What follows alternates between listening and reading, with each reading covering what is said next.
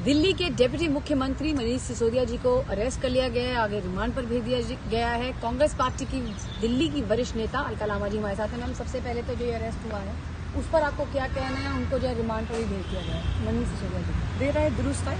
Arrest का स्वागत करते हैं। बहुत पहले हो जाना चाहिए था। उसी समय जिस समय मुख्य सचिव ने अपनी रिपोर्ट में शराब नीति में भ्रष्टाचार पाया, एलजी को रिपोर्ट सौंपी, एलजी ने सीबीआई को दी, सीबीआई ने इसमें ठीक लगा उसे कि हाँ लग रहा है भ्रष्टाचार हुआ है, उन्होंने अपना इंक्वायरी शुरू की।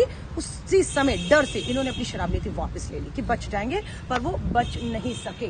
और आज खुशी है, 8 घंटे की पूछताछ के बाद उनका जो है रिमांड पर मनीष सिसोदिया जी को लिया गया। उसके बाद वो सुप्रीम कोर्ट जाते हैं राहत के लिए। सुप्रीम कोर्ट राहत देने से मना कर देता है और उसके बाद आपके सामने है, इस्तीफा दिया गया या लिया गया, स्वीकार कर लिया गया। मनीष सिसोदिया जी को अरविंद केजरीवाल द्वारा निपटा दिया गया है और वो होना था। ये आप कैसे कह रहे हैं कि केजरीवाल जी ने निपटा दिया? केजरीवाल जी की राजनीति देखिए, विधायक रही हूँ 5 साल, बहुत करीब से काम किया है।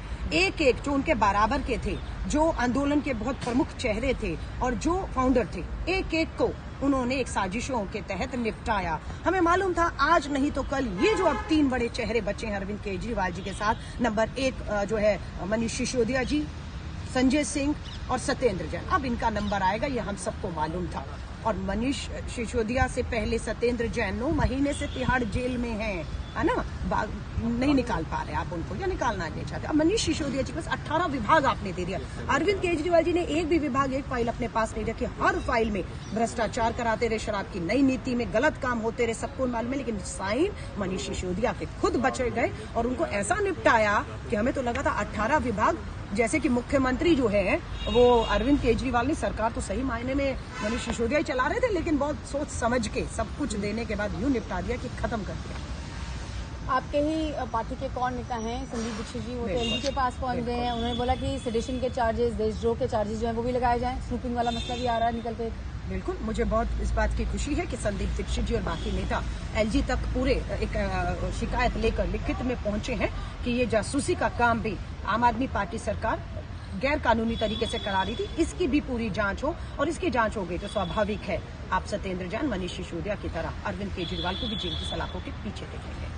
इसके साथ साथ जो एआईसीसी की तरफ से एक स्टेटमेंट आया तो विपक्षी एकता की बात की गई। 2024 के चुनाव को देखते उन्होंने कहा कि इसी तरह के जो छापे हैं वो जो अरेस्टिंग है वो सिर्फ विपक्षी नेताओं के क्यों और बीजेपी की तरफ क्यों नहीं? तो क्या कहीं कोई मतभेद है? दिल्ली की यूनिट कांग्रेस पार्टी की क्लियरली कह रही है कि नहीं, इनके साथ कोई समझौता नहीं हो सकता 24 के अंदर, लेकिन एक फिलर जो है वो नेशनल लेवल पे दिया जा रहा है। सुप्रिया, आप बहुत करीब से कांग्रेस को कवर करती हैं। आप कांग्रेस के एक मूवमेंट को हम शायद भूल जाएं। पास में क्या हुआ आपको याद होगा कि जब सोनिया गांधी जी और राहुल गांधी जी को ईडी ने बुलाया, 55 घंटे बुलाया, पूछताछ की, लेकिन कुछ कर नहीं पाए, बिगाड़ नहीं पाए। तब सारे विपक्षी दलों ने एक लेटर जो है वो लिखा था, साइन किया था। ये जो लेटर है ये आप देख रहे हैं, ज्वाइंट स्टेटमेंट था ऑल पॉलिटिकल पार्टी कि ईडी और सीबीआई का संवैधानिक संस्थाओं का जो है दुरुपयोग किया जा रहा है।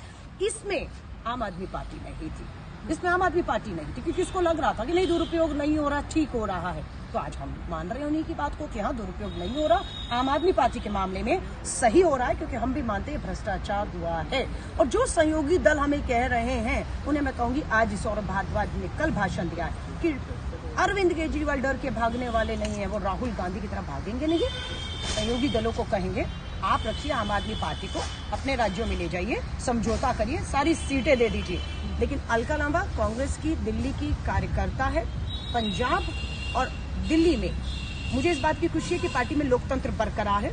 जो स्टैंड हमारी पंजाब की कांग्रेस और दिल्ली कांग्रेस ले रही है, पार्टी उसके साथ खड़ी है, क्योंकि हम जमीन पर लड़ रहे हैं, हमने सबूत दिए हैं भ्रष्टाचार के, लोकतंत्र, इसलिए हमारी आवाज भी जिंदा है। और वहां से सहयोगी दल जो पार्टी को कह रहे हैं उन्हें ये सब वीडियो देखने चाहिए। 24 की जहां तक बात है, पंजाब अपना फैसला कर लेगा। 24 की बात मैं पूछ रही थी कि 24 के मसले को लेकर, विपक्षी एकता को लेकर क्या कहते हैं? क्या आम आदमी पार्टी के साथ समझौता होगा कि नहीं होगा? क्या कहना है आपको? सुप्रिया, अभी आपने कांग्रेस का महाधिवेशन देखा। कांग्रेस के पूरे प्रयास हैं, जो धर्मनिरपेक्ष पार्टियां हैं, जो इस तानाशाह सरकार से लड़ रही हैं, महंगाई, बेरोजगारी और हर मुद्दे पर, उन सबको हम एक करेंगे, बातचीत करेंगे और एक मजबूती से आगे बढ़ेंगे। लेकिन जहां तक आम आदमी पार्टी की बात है, वो भाजपा की बी टीम है।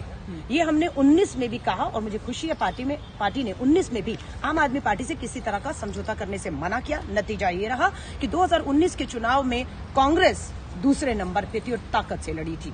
केजरीवाल की वजह से हम आपके उत्तराखंड, गोवा, गुजरात भाजपा की सरकारें हार रही थी हिमाचल की तरह। ये वहां पर गए, भाजपा को लाभ पहुंचाने गए, भाजपा के खिलाफ वोट जो कांग्रेस को आ रहा था वो इन्होंने बांटने का काम किया। कांग्रेस का नुकसान हुआ लोगों का और भाजपा सत्ता में आई। तो ये भाजपा की बी टीम है। जहां तक कांग्रेस के कार्यकर्ता के तौर पर हम अपनी बात को पार्टी के एक पूरे फोरम पर भी और एक कार्यकर्ता के तौर पर भी दिल्ली को जानती हूँ। 30 साल का राजनीतिक सफर रहा है। आम आदमी पार्टी की सत्ता सरकार विधायकी छोड़कर आई, 19 में समझौता नहीं किया, 24 में भी आम आदमी पार्टी से दिल्ली के अंदर मेरा पार्टी से रहेगा। किसी तरह का कोई समझौता नहीं होना चाहिए। राहुल गांधी जी की भारत जोड़ो के यात्रा के बाद हम कश्मीर से कन्याकुमारी तक मजबूती से निकले अपने दम पर, और मुझे पूरा यकीन है दिल्ली की 7 सीटों पर कांग्रेस अपने दम पर भाजपा को हराने के लिए सक्षम है। जी, तो ये थी अलका लांबा जी हमसे बात करते हुए। कैंपस से मनीष के साथ सुप्रिया भारद्वाज, आज तक दिल्ली।